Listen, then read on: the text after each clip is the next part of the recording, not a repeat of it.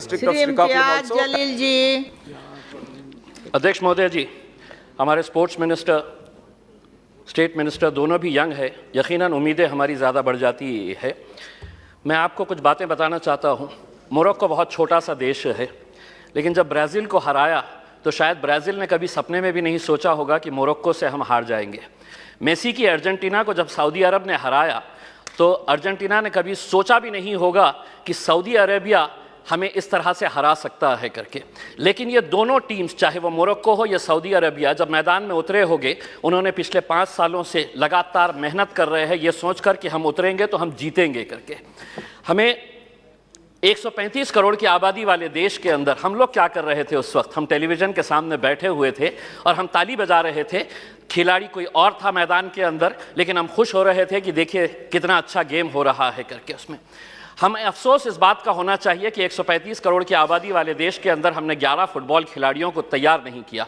उस दिन सारे देश ने इस बात का चिंतन किया और हमने भी सोचा, यकीनन आपने भी सोचा होगा कि कहीं ना कहीं कुछ हमारी खेल नीतियों के अंदर कुछ बदलाव लाने की ज़रूरत है, वरना 135 करोड़ देश की आबादी अगर हम एक टीम तैयार नहीं कर रहे हैं तो कुछ ना कुछ कहीं ना कहीं गलत हो रहा है। इस बात का एहसास हुआ है और शायद वही एहसास को लेकर आज हम सभी लोग यहाँ पर इकट्ठा हुए हैं।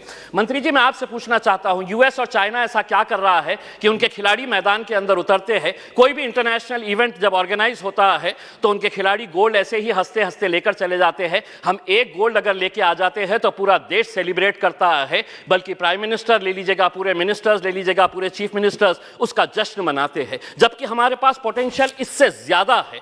कहीं ना कहीं हम कुछ ऐसा नहीं कर पा रहे हैं वो कर रहे हैं करके। वो क्या कर रहे हैं? तो वो बचपन से ही अपने खिलाड़ियों को आइडेंटिफाई कर रहे हैं, कौन हमारा खिलाड़ी कौन से खेल के अंदर है, और उसके बाद पूरी जिम्मेदारी उनके स्पोर्ट्स एसोसिएशन, फेडरेशंस और वहां की सरकार उठा रही है। हमें मंत्री जी हमारे शॉर्ट टर्म गोल्स और हमारे लॉन्ग टर्म टारगेट्स क्या होने चाहिए, इसको आइडेंटिफाई करने की ज़रूरत है। मंत्री जी, मैं आपसे अनुरोध करना चाहूँगा, एक सर्वे करवाइएगा पूरे देश के अंदर कि कितने ऐसे स्कूल्स हैं कि जहाँ पर स्पोर्ट्स टीचर्स मौजूद है। पूरे देश के अंदर, चाहे वो प्राइवेट स्कूल्स हो या गवर्नमेंट स्कूल्स है, स्पोर्ट्स टीचर्स कितने स्कूल्स के अंदर है। एक सर्वे करवाइएगा कि कितने स्कूल्स के अंदर प्लेग्राउंड्स मौजूद है। एक सर्वे करवाइएगा कि अगर ग्राउंड मौजूद है तो स्कूल के अंदर क्या एक फुटबॉल है, एक क्रिकेट का किट है, एक रेसलिंग का मैट है, क्या वहां पर बास्केटबॉल के लिए कोई सुविधा है। एक सर्वे करवा लीजिएगा पूरे देश के प्राइवेट, और तब आपको पता चलेगा कि हम लोग अगर खेलों के अंदर पीछे है तो इसकी वजह क्या है।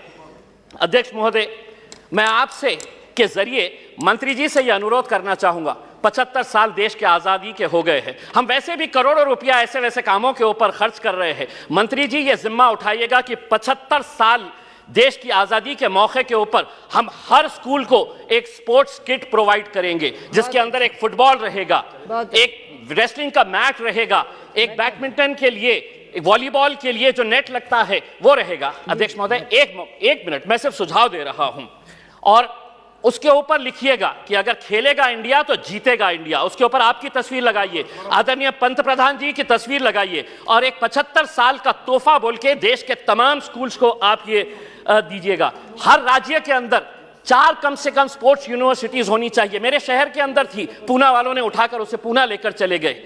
हम जमीन ढूंढते रह गए और उन्होंने कहा कि नहीं, हम पूना लेकर चले जाएंगे। 4 स्पोर्ट्स यूनिवर्सिटी, जिसका फोकस एरिया यही होना चाहिए, sports education, sports management, sports science, sports research और स्पोर्ट्स न्यूट्रिशन। मैं मंत्री जी आपको बताना चाहता हूं, औरंगाबाद के अंदर एक स्पोर्ट्स अथॉरिटी ऑफ इंडिया का साई का एक्सीलेंसी सेंटर है। आज तक करोड़ों रुपया आपने खर्च किए हैं उसके ऊपर, लेकिन कोई भी एक इंटरनेशनल लेवल का वहां पे इवेंट ऑर्गेनाइज नहीं किया गया है। आप खेलो इंडिया के जरिए आप अंडर 17 के टैलेंट को आप आइडेंटिफाई करते हैं, हम उसका स्वागत करते हैं। उसी तर्ज के ऊपर अगर स्कूल गेम्स फेडरेशन, अध्यक्ष सिर्फ एक minute, school games federation of India को यह जिम्मेदारी देते हैं कि आप अंडर 14 के जितने भी टैलेंट है उसको आइडेंटिफाई करिएगा।